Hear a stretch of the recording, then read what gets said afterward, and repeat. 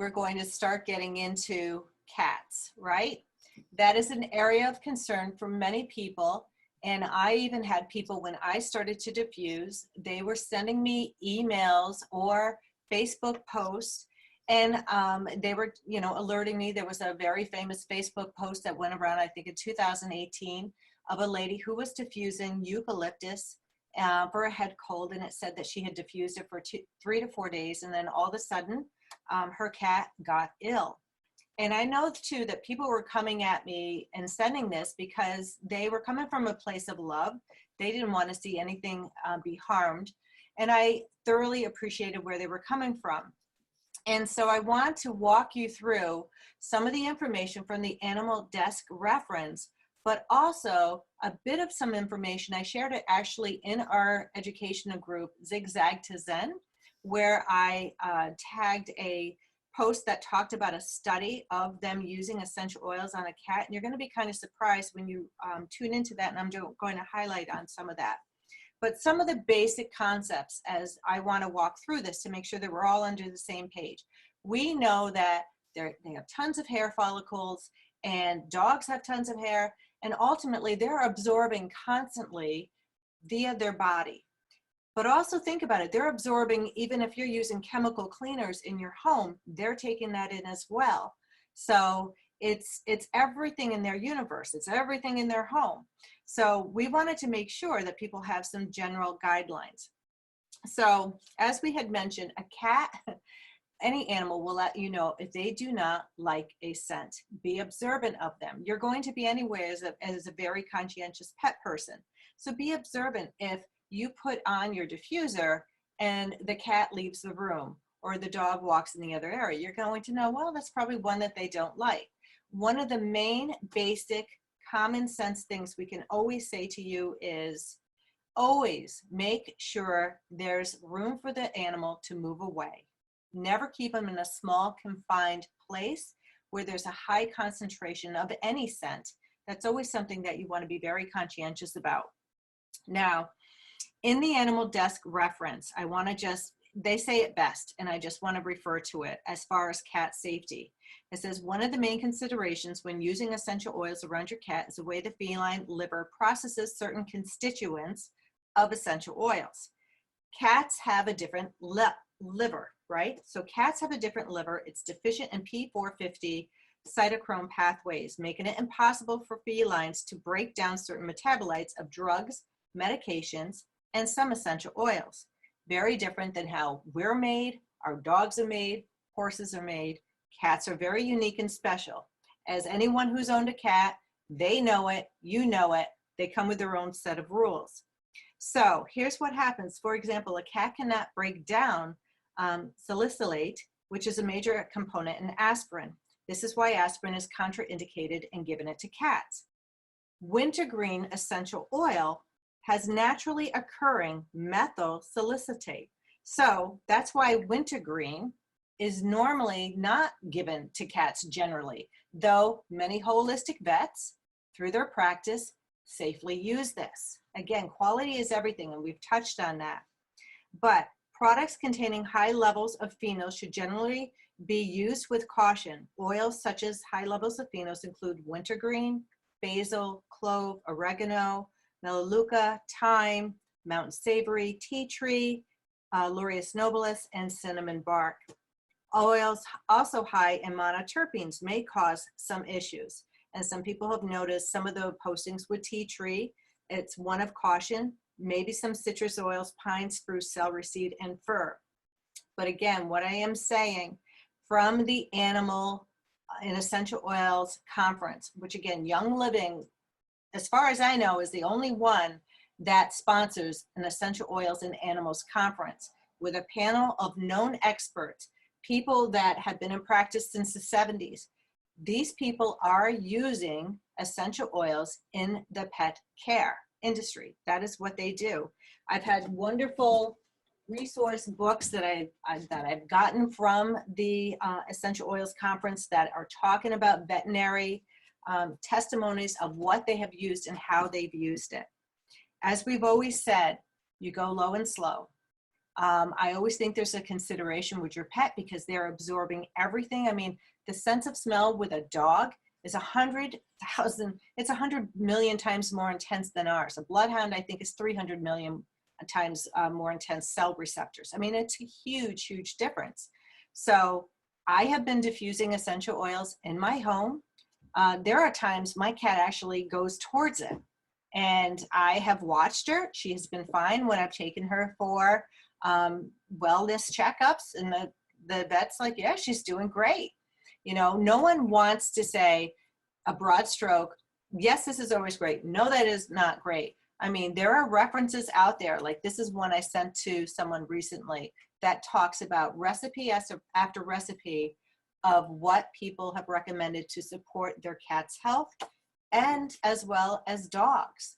There's a lot of references out there. I can say as a pet parent of a cat and a dog, I've been using oils in my home since 2000, late 17, 18, and it has been a positive experience in my home. So just know there are other references than some sensationalized posts, because here's the other thing. Remember I said I posted that study, and this is the thing, as you read that study, it was very interesting. I talked about 3 or 4 cats, and they had used 60 milliliters of essential oil.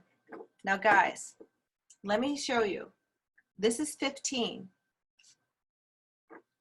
30, 45, 60. It's an awful lot of oil. If I use that much oil on myself at one time, that wouldn't be good for me either, okay? So when you start to read or see postings, really dive into it and understand how much they're using, what's the basis. You have no idea what the quality was of that oil that was being used. You have no idea what the health was already of that pet. There's a lot of unknowns.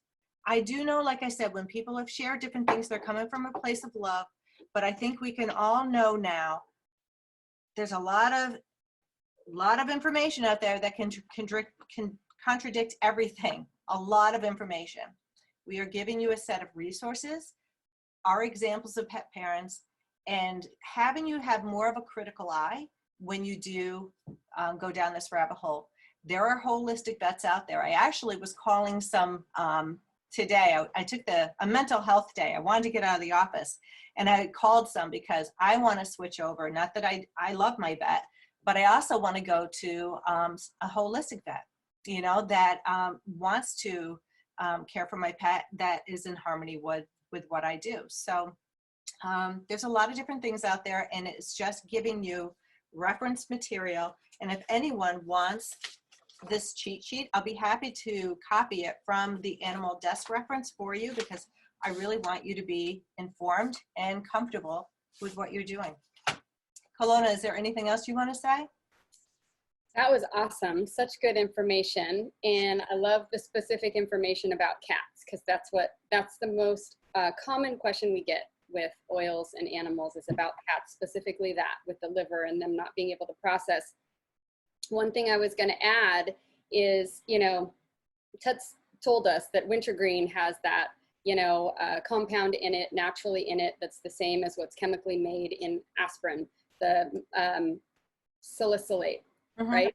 Yeah. And so although it's not recommended to use in high amounts, it's an oil in the raindrop technique. Yes, it is. Along with oils like oregano and thyme.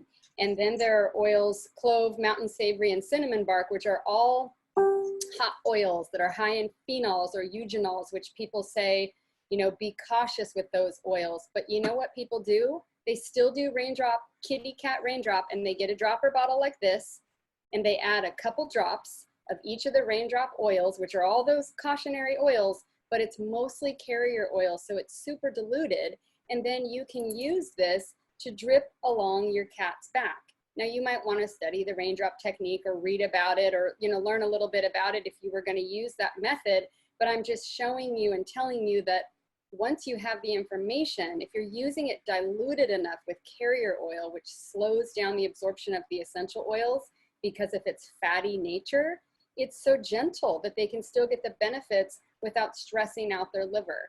And another thing that I wanted to add with cats is, you know, we talk a lot of times about putting oils on the soles of our feet with humans, right? So we put oils on the soles of our feet.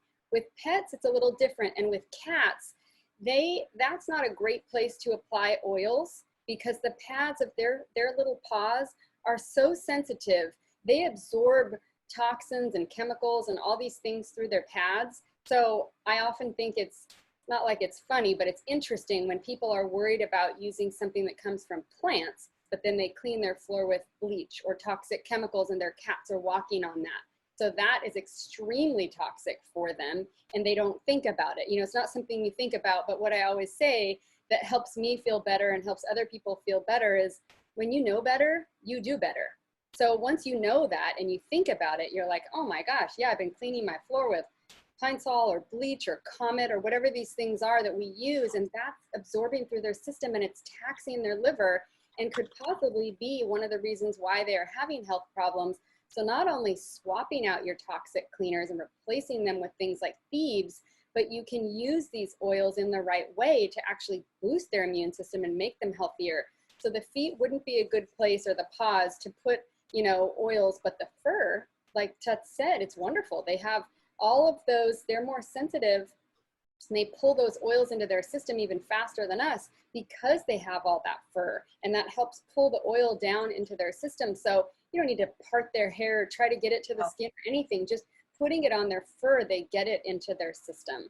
So that was all I wanted to mention there, and just using lots of carrier if you were going to. And there is the book that she held up is a little reference guide that I will send to people that have cats when they have questions.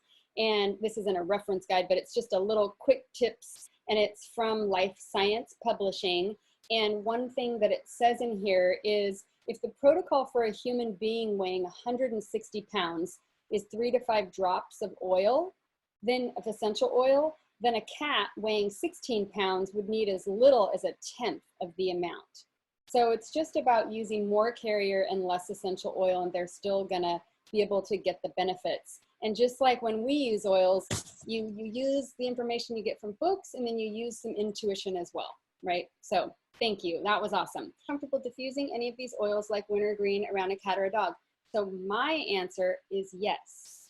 I would look at the response of your animal, you know, like we said, if they don't like it, as long as they have a way to go out of the room, they will if they don't like it. And maybe when you're just getting started with oils, like we've said, go low and slow. Maybe you would just do a drop in your diffuser, and depending on the room size, if your cat sleeps with you and you have the door closed and you have all the windows closed, you might not want it to be super potent. If your cat sleeps with you, but you have windows open and you have a way for them to walk out of your room, you know, I wouldn't worry as much. But that's a great question, and that is up to you and the research that you do and how comfortable you feel.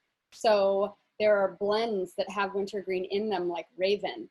I would totally diffuse Raven. I don't have a cat right now, but I diffuse Raven, and we love Raven, and it's fine. But you want to make sure that you're making choices for yourself and your pet that you feel confident in.